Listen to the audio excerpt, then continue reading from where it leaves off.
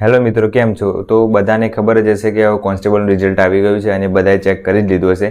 તો બધાને એક વસ્તુ છે કે બધાના મેં જોયા, પોલ જોયા, પછી ટેલિગ્રામમાં માર્ક્સ પણ જોયા, બધાના ઇન્સ્ટાગ્રામમાં મેસેજ પણ બધાના અલગ અલગ આવ્યા. તો એ પ્રમાણે એક વિડીયો બનાવે છે આપણે કે બધાના માર્ક્સ કેટલા કેટલા થાય છે. તો બધાના માર્ક્સ છે એ બહુ સારા આવ્યા છે, એવું નથી કે કોઈને નથી આવ્યા, અને ઘણા ખરાને બહુ ઓછા પણ માર્ક્સ આવે છે જેને પાર્ટ એમાં થતા જ નથી, બરાબર. 40% થતા જ નથી, બરાબર. તો 32 માર્ક્સ નથી આવતા બધાને, અને મોસ્ટ ઓફલી બધા છે એ જે 12,000 જેટલા લેવાના છે એ બધા ઓલમોસ્ટ આવી જશે. મને એવું લાગે છે કે બધાને મોસ્ટ ઓફલી ક્વોલિફાય થઈ ગયા છે બધા, અને બધાના સારા માર્ક્સ છે, બધાને 100ની આસપાસ જ છે. કોઈકને ક્વોલિફાય થઈ ગયા છે, કોઈક એ પણ કદાચ નોકરી લાગી જાય એમને. પણ જે મિત્રોને નથી લાગી, ક્વોલિફાય નથી થયા પાર્ટ એમાં, એક મિત્ર એવો હતો કે પાર્ટ એમાં 22 કે 23 માર્ક્સ છે પણ પેલામાં 70 જેવા માર્ક્સ છે. તો એ મિત્રોને પણ ચાન્સ નહીં લાગે, કેમ કે ક્વોલિફાય થવું જરૂરી જ હતું એમાં. પણ મેન વસ્તુ એ છે કે જો તમે એક વસ્તુ યાદ રાખો કે હવે જેટલા પણ પૂરું થઈ ગયું હવે ભરતી, બરાબર, બધાના માર્ક્સ આવી ગયા, જેટલાનો અંત હતો એ પૂરો થઈ ગયો, રાહ જોઈ રહ્યા હતા એનો. એટલે હવે બીજું શું કરવું? હવે નેક્સ્ટ છે કે જો તમે કદાચ તલાટીમાં ફોર્મ ભર્યું તો એની તૈયારી કરી શકો છો. બાકી હવે ગવર્મેન્ટમાં જેટલો પણ છે એ સ્કોપ છે એ બધા ધીરે ધીરે તમે વિચારો તો બધા આંદોલન થઈ જાય છે અત્યારે બધી જગ્યાએ, તમે જોઈ રહેતા હો. તો બધી રીતના આંદોલનો કરવા પડે છે અને પછી સરકારી નોકરી લાગે છે. એટલે કોઈ એક સ્કિલ ઉપર કામ કરો, સ્કિલ શીખતા સાથે સાથે તૈયારી પણ કરતા રહો, બરાબર. અત્યારે મેં હવે જોબનું જે તૈયારી છે ઓછી કરી દીધી છે, અને જે હવે ધીરે ધીરે છે એ બધું શીખતો રહું છું. અને હવે નોકરી પણ ચાલુ કરી છે, સાથે સાથે યુટ્યુબ પર પણ થોડું વિડીયો બનાવતો રહું છું, બીજી ચેનલ પણ ચાલુ કરી છે, અને સ્કિલ બેઝ ઉપર થોડું શીખતો રહું છું અત્યારે. તો ધીરે ધીરે બધું શીખતું રહેવાનું સાથે સાથે, એટલે શું કદાચ એક પર ડિપેન્ડ નહીં રહેવાનું, કોઈ બીજું પણ સોર્સ રાખવાનો. હવે પોલીસ ભરતીમાં કેટલા પણ વિદ્યાર્થી મિત્રો ફેલ થયા છે, એમને એક વસ્તુ કહેવા માંગીશ કે તમે હવે પ્રાઇવેટ જોબ ચાલુ કરો તો પ્રાઇવેટ જોબ ચાલુ કરો, કેમ કે ઇન્કમ છે થોડી થોડી આવતી રહે, સાથે સાથે થોડું કંઈક બી શીખતું રહેવાનું એમ. અત્યારે બહુ બધું માર્કેટમાં શીખવા મળે છે, યુટ્યુબ પર પણ તમે વિડીયો જોઈને તમે બહુ સારું શીખી શકો છો, કંઈ બી ફિલ્ડનું, બરાબર. તો તમે એઆઈનું શીખવું હોય તો એઆઈનું શીખી શકો છો, પછી કોઈ ફ્રીલાન્સિંગનું કરો તો ફ્રીલાન્સિંગનું કરી શકો છો, પછી કોઈને જોબ જોઈતી હોય તો ઓનલાઈન જોબ પણ મળી જાય છે એપ્લિકેશન ઉપર, તો એવું કરી શકો છો. બીજું કંઈ નહીં, તમારે મહેનત કરવાની છે કોઈ બી ફિલ્ડમાં, બરાબર. ગવર્મેન્ટની તૈયારી કરી છે, નેક્સ્ટ ભરતી પાછી આવવાની છે તો એની તૈયારી કરી શકો છો. તો તમારી જોડે સમય છે તો, અને પૈસાની અછત છે તો હમણાં થોડો ટાઈમ જોબ કરી લેવાની, જ્યારે ભરતી નજીક આવે ત્યારે પછી પાછી તૈયારી ચાલુ કરી દેવાની. હું પણ અત્યારે ધીરે ધીરે રાત્રે જ વાંચું છું, બરાબર. મારા ટેબલ ઉપર બધા બુક પડ્યા જ છે, તો હું રાત્રે જ વાંચતો હોઉં છું. અત્યારે વાંચવાનું છે બધું ઓછું કરી દીધું છે, પણ વાંચવાનું છે બંધ નહીં કરવાનું, વાંચવાનું છે ચાલુ રાખવાનું થોડું થોડું એમ, બીજું કંઈ નહીં. એટલે જેટલા મિત્રો છે મારું કહેવાનું એટલું જ છે કે હવે આપણે નેક્સ્ટ આ રીતના બધું પ્લાન કરવો જોઈએ.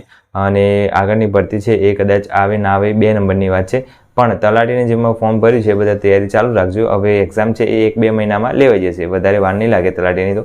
તો કોન્સ્ટેબલવાળા મિત્રોને જેટલાને થઈ જાય છે એ બધા હવે તૈયાર થઈ જજો, પોતાનું ડોક્યુમેન્ટ છે એ તૈયાર રાખજો, અને કંઈ બી ટેટુ બેટુ દોડાવ્યું હોય તો એ કઢાવી દેજો. અને કોઈને ફૂલ વિડીયો જોઈતો હોય કે શું શું ડોક્યુમેન્ટ જોઈએ અને કઈ રીતનું બધું મેડિકલમાં હોય છે તો એના ઉપરથી કોમેન્ટ કરજો, તો એના ઉપર અલગથી વિડીયો બનાવીશું આપણે, બરાબર. અને ચેનલ પર નવા સબસ્ક્રાઈબ કરી રાખજો, તમને યુઝફુલ થશે. તો એવી રીતના છે. અને હું જોબ ચાલુ કરી દીધી છે મેં તો, એટલે તમારે પણ જોબ જો કદાચ ચાલુ કર્યો તો કરી દેજો. ખોટી આશા ના રાખતા, ખોટો પૈસો આપણો ટાઈમ બગડે અને પૈસા આપતા એના કરતાં પૈસા આવે સારું, બરાબર.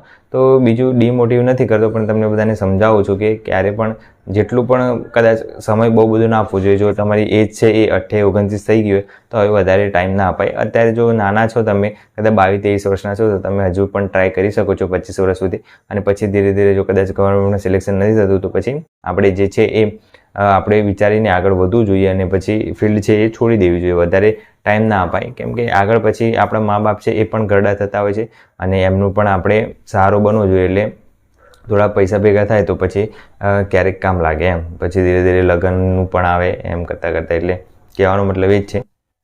તો કોઈ બી પર્ટિક્યુલર સ્કિલ ઉપર કામ કરો, અને જો તૈયારી કરવી છે તો યુવાની બુક છે વાંચવાનું ચાલુ કરી દેજો, તો ધીરે ધીરે છે તમારે કવર થઈ જશે. આંદોલનો તો અત્યારે ચાલી જ રહ્યા છે, પણ આંદોલનમાં શું નિવારણ આવે છે એનું કંઈ ખ્યાલ નથી. તો 40% જે ક્રાઇટેરિયા છે નીકાળી દે છે કે શું કરે છે કંઈ નક્કી નથી.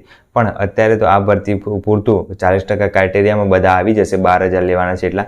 એટલે તમારો ચાન્સ છે જેના થઈ જાય છે બધાનો ચાન્સ કરો, જેને ક્વોલિફાય થઈ ગયા છે બધાનો, પણ જેને ક્વોલિફાય નથી થયા એમને કોઈ ચાન્સ નથી, કેમ કે આ રદ તો ના થાય. 40% એકવાર બની ગયા પછી ના થાય. હવે નેક્સ્ટ ભરતી આવશે એમાં કદાચ ફેરફાર લાવે તો વાત કંઈક અલગ થાય, બાકી તો અત્યારે તો કંઈ થાય એવું નથી.